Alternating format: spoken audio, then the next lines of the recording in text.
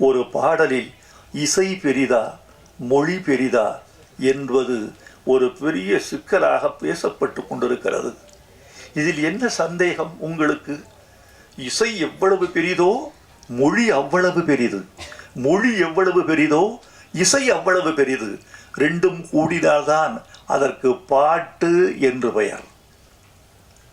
இரண்டும் கூடினால் அதற்கு பாட்டு. ஆனால் சில நேரங்களில் இசையை விட மொழி உயர்ந்ததாகவும் சில நேரங்களில் மொழியை விட இசை உயர்ந்ததாகவும் திகழுகிற சந்தர்ப்பங்கள் உண்டு. இதை புரிந்து கொள்பவன் ஞானி, புரிந்து கொள்ளாதவன் அஞ்ஞானி. வணக்கம். என்னை பார்த்து கொண்டிருக்கிற என்னன்னா, நான் தெரியும், என் பேரெல்லாம் சொல்லி நான் அறிமுகப்படுத்த வேண்டிய சூழ்நிலை இல்லை. உங்களுக்கே தெரியும், கங்கை அமரன் அப்படிங்கிற பேரில் இத்தனை வருஷமாக சுற்றிட்டு இருக்கோம் சினிமாவில். எவ்வளோ பார்த்தாச்சு, நல்லதையும் பார்த்தாச்சு, கெட்டதையும் பார்த்தாச்சு, மோசமானதையும் பார்த்தாச்சு, எல்லாத்தையும் பார்த்தாச்சு. அது நான் பேசுறது காரணம், நேற்றோ முந்தா நாளோ ஒரு பெரிய கவிஞர்,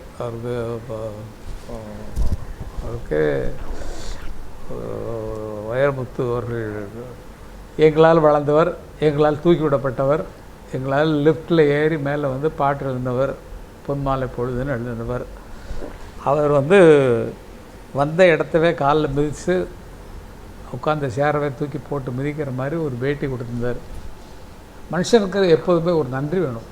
நன்றி, என்ன தான் சண்டை வந்தாலும் என்ன தான் வந்தாலும் ஒரு நன்றி. நம்ம வாழ வச்சது இவங்க நம்மளை ஏற்றலைன்னா நமக்கு கிடச்சிருக்காது, இந்த பேர் கிடச்சிருக்காது. பாரதிராஜா இல்லைன்னா நம்ம கிடச்சிருக்காது. பாரதிராஜா போய் சொல்லலைன்னா இளையராஜா ஏற்றிருக்க மாட்டார். அப்படிங்கிற மாதிரிலாம் நினச்சி பார்த்துருந்தா இந்த மாதிரி பேட்டி அவர் கொடுத்துருக்க மாட்டார். ஏன்னா வாழ்வு இன்றைக்கி அவர் வாழக்கூடிய காரணம் எல்லாமே எடுத்து பார்த்தோம்னா, அவர் கிடைச்ச பேர் எல்லாமே நம்ம நினச்சி பார்த்தோம்னா, இளையராஜா அவர்கள் அந்த பாட்டை பார்த்துட்டு, ஐயோ இது ஒன்றும் நல்லா இல்லையா, நம்ம நாளைக்கு வச்சுக்கலாம் கம்போசிங் அப்படின்னு சொல்லிட்டுனா அவருடைய எதிர்காலமே ஜீரோவாக இருக்கும். ஒன்றும் வந்திருக்காரு. வைரமுத்து அவர்கள் நல்ல கவிஞர் என்பதை ஒத்துக்கொள்ளாமே தவிர நல்ல மனுஷன் கிடையாது, நல்ல புத்தி கிடையாதுன்னா குடும்பத்திலேருந்து எனக்கு குடும்பமெல்லாம் பழக்கம் இல்லை, எனக்கு பிள்ளைங்கள்லாம் நல்ல பிள்ளைங்க.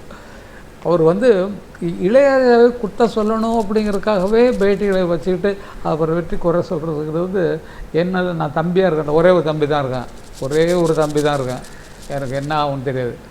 அதனால் இதெல்லாம் கொஞ்சம் அடக்கி வைக்கிறதுக்கு ஆள் அதை நல்லா சொல்லிகிட்டு இருக்கார். மேலே இளையராஜாவை பற்றி அவர் பேசினார்னா நல்லா இருக்காது. இதுக்கு பதில் கூட அவர் சொல்ல வேண்டாம், சொல்ல தேவையில்லை.